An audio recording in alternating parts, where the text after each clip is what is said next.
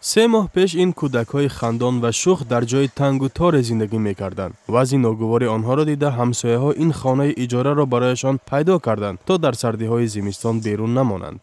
همسایه‌ها دیدن که و کوچه نموندن که گرایش خالی که داده بود.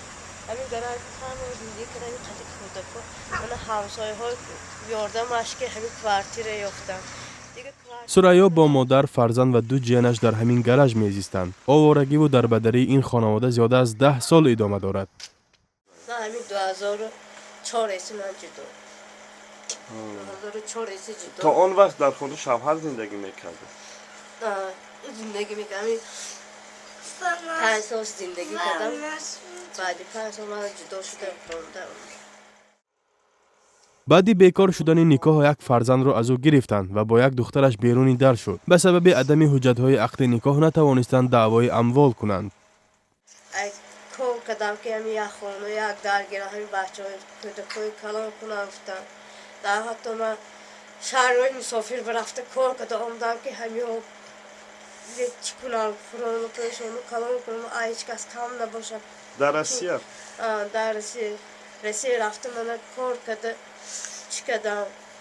یک تا خودم تنها کردم. نه دست نگرم هیچ کس نبود. همین نتونستم که همین پولام جمع کنم یک خانه اقل گیرم یا یک کنج زمین گیرم. سرایو برای آن برگشت که دختر بیمارش را پرستاری کند. این یک هفته یک بار دخترم رو دارو گشته میستم. من 21 سال دارو میگیرم. هر همین 5 روز به یک بار 21 سال دارو میگیرم. اگر دارو نگیرم دخترم کساس دیگه خور رفته میمونه.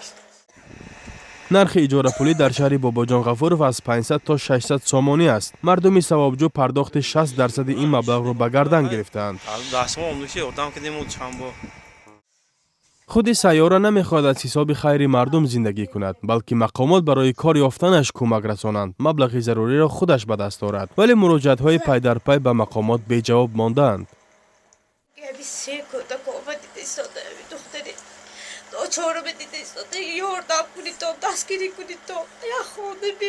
این کودک‌ها هم یگان خیلی یاری پولی نمیگیرند.